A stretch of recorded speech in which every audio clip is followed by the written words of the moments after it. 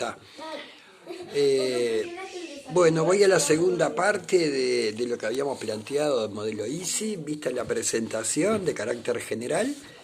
Vamos a ver estos aspectos, cómo funcionan en Uruguay. El periodo donde se va a aplicar este modelo está vinculado a fechas bien puntuales, desde el comienzo de la crisis del 29 y sus efectos en el país, todavía con el gobierno ballista y el Consejo Nacional de Administración, que proyecta la política económica para ese periodo, un,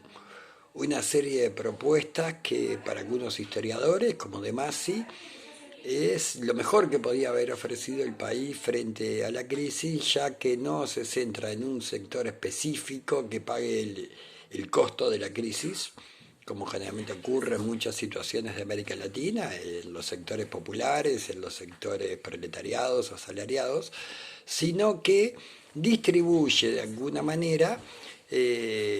los efectos de la crisis. Cada sector va a recibir algún beneficio, pero también alguna pérdida, estableciendo de alguna manera una política de carácter nacional para enfrentar la problemática económica que genera la crisis del 29. Eh, el gobierno de Terra, que llega al poder por medio de un golpe de Estado, y no nos vamos a detener ahora en la parte política, sino en los aspectos económicos, de alguna manera, si bien es apoyado por los sectores poderosos del país, va a ser muy pragmático en su política económica y de alguna manera va a establecer una continuidad con lo que ya había propuesto el Consejo Nacional de Administración. Algunas novedades de ese periodo van a ser, por ejemplo, la creación de Conaprole, una empresa con capitales mixtos, capitales privados esencialmente, los productores lecheros, pero con el asesoramiento, el gerenciamiento y el apoyo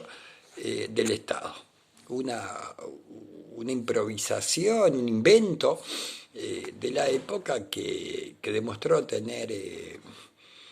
resultados muy fructíferos hasta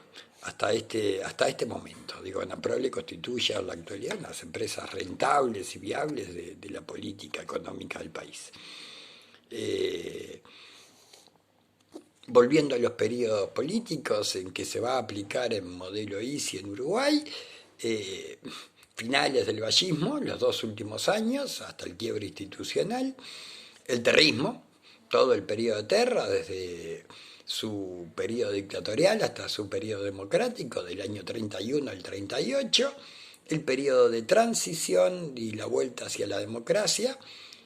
presidencias como la de Amézaga, Valdomir, y el periodo que va a profundizar este modelo que lo va a llevar al punto máximo dentro de Uruguay, que es el periodo conocido como neovallismo, el gobierno de Luis Valle, y que va a tener su final, como va a tener el final la aplicación del modelo EASY por diferentes motivos, en el año 59, cuando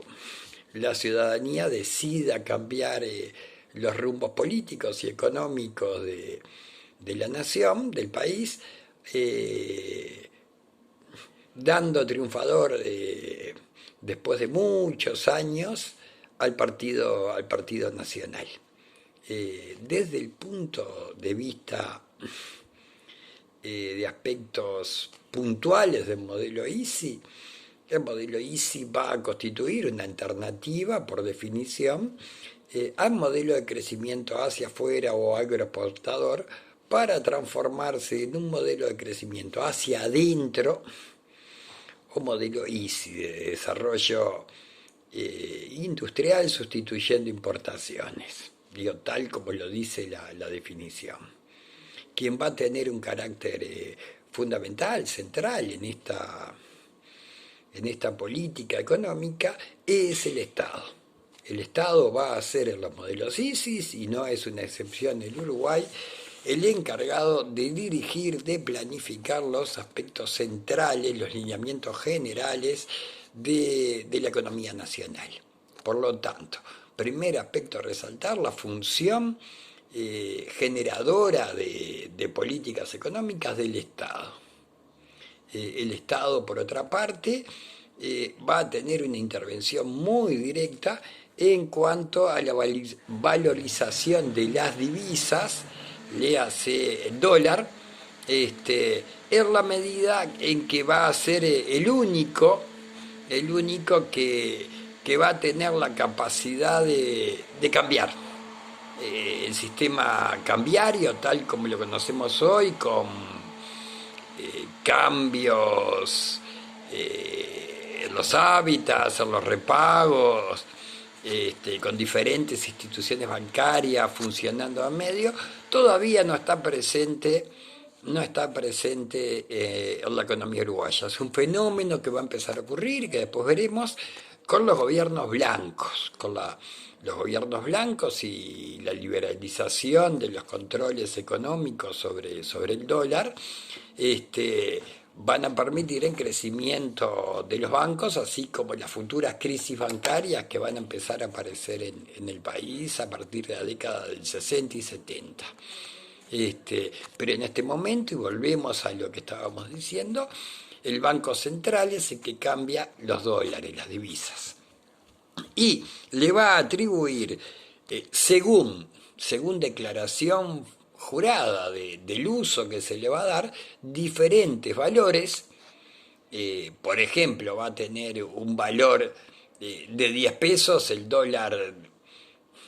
dedicado a la industria, va a recibir 8 el que lo invierta en la agricultura, y va a recibir 6,50 el que lo use para usos de carácter particular. Por lo tanto, un dólar no tiene un único valor como hoy, que es el que vemos en las tablas o en los informativos cuando dan la cotización de la moneda, sino que un dólar tiene un valor atribuido por el Estado según en qué se vaya a invertir. Indudablemente, este mecanismo de cambio de dólar va a permitir que el Estado se quede con parte del valor del dólar. Es lo que se llaman las retracciones. El Estado se queda con parte del dinero. ¿Para qué se queda con parte del dinero? Para reinvertirlo, para redistribuirlo en políticas de carácter social. Y cuando decimos políticas de carácter social, en esa época nos referimos a inversiones en salud, en educación, en infraestructuras, etcétera. O sea, que el Estado tiene una función importante al manejar la transformación de los pesos a dólar y del dólar a pesos, en poder obtener una ganancia por ese mecanismo, que es lo mismo que hacen los bancos cuando cambian, pero que, como lo hace el Estado, le permite tener una ganancia que reinvierte en actividades que benefician en términos generales a los sectores populares, porque esa inversión tiene que ver con estructuras que la necesitan a nivel nacional. La protesta no es mucha de todas maneras, porque quien se va a oponer de alguna manera a esta política de modelo ISI en Uruguay va a ser el Partido Nacional y sobre todo los representantes de las agrupaciones rurales que consideran que van en pérdida a la medida que el modelo agroexportador deja de ser el vigente. Ahora, muchos de esos sectores también invierten algo en la industria, o sea, dan un cambio a la dirección de sus inversiones, o bien especulan y van a establecer un periodo que va a demorar unos 30 años aproximadamente, donde es notoria la reducción de las inversiones. No invierten mestizaje, no invierte en estructuras, no invierte en agrofertilizantes, etcétera, y por lo tanto, cuando termine en periodo de modelo ISI, nos vamos a encontrar con un país que tiene un agro con 30 años de atraso en relación a otras naciones del mundo, sobre todo las europeas, y que la van a volver cada vez menos competitiva. La industria, que recibe toda una serie de políticas favorables del Estado, es la que comienza a desarrollarse. Y sobre todo en el espacio uruguayo se va a desarrollar la industria textil, va a convertirse en uno de los lugares del mundo de producción textil, transformando la materia prima disponible, aparte, no la tiene que comprar, la transforma y por lo tanto tiene esa ventaja. Las producciones textiles del Uruguay van a ser consideradas de alguna manera de las mejores del mundo. Productos agroindustriales, aunque parezca paradójico con la falta de inversión, pero que se exportan. Y no olvidemos que las exportaciones tampoco desaparecen del todo. Digo, ciertos contextos, como el año 39, 45,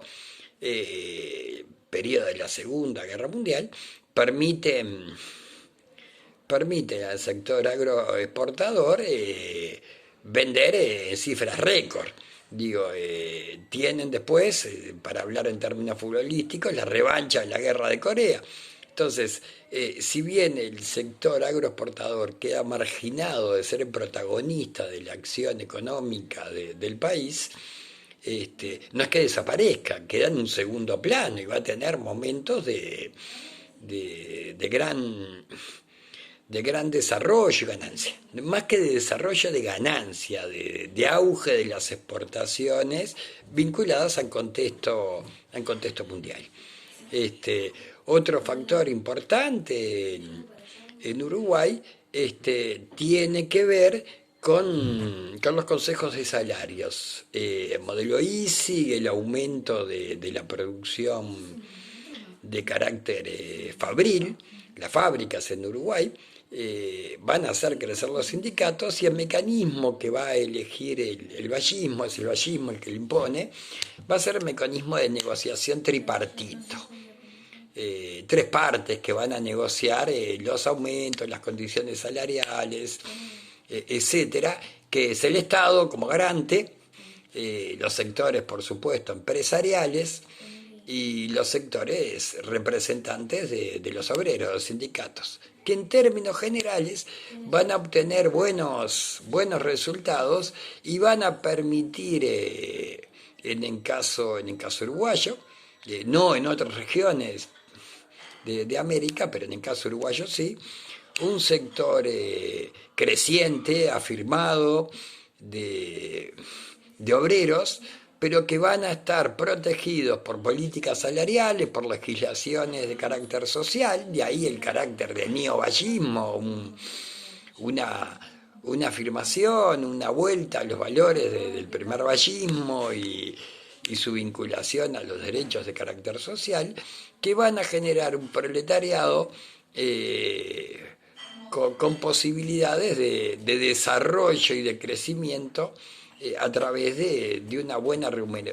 remuneración, de un salario que tienda a crecer. De ahí las inversiones sin crecimiento, por ejemplo, en Montevideo, de barrios típicamente obreros, como La Teja, donde un porcentaje grande de obreros se transforman en propietarios o mejoran sus viviendas y les venían de familiares anteriores. Muchos compran, invierten y pueden construir su vivienda. Tanto La Teja como el Cerro, zonas que se van a transformar en las formas de funcionamiento, de las formas de interacción incluso entre los vecinos y a futuro, cuando vengan ciertos conflictos de carácter político y la crisis se instale, en barrios o zonas que tienen una conciencia de alguna manera obrera, digamos, ¿sí? Y yo les diría que para no hacer muy largo esto, iríamos cerrando con algunos datos de lo que es el crecimiento. Digo, Uruguay en el periodo de mayor crecimiento de su industrialización crece, digo, y les envío mañana seguramente los datos y los materiales del libro para que lo puedan revisar. Crece a una velocidad mayor que lo que crece Europa, reconstruyéndose con el Plan Marshall después de la guerra, crece más rápido proporcionalmente, estamos hablando, por supuesto, que Estados Unidos, eh, casi al mismo nivel de lo que es China, que viene en una etapa de crecimiento, y el esfuerzo de los planes quinquenales de la Unión Soviética posguerra, realizados por Stalin para volver a reconstruir lo que es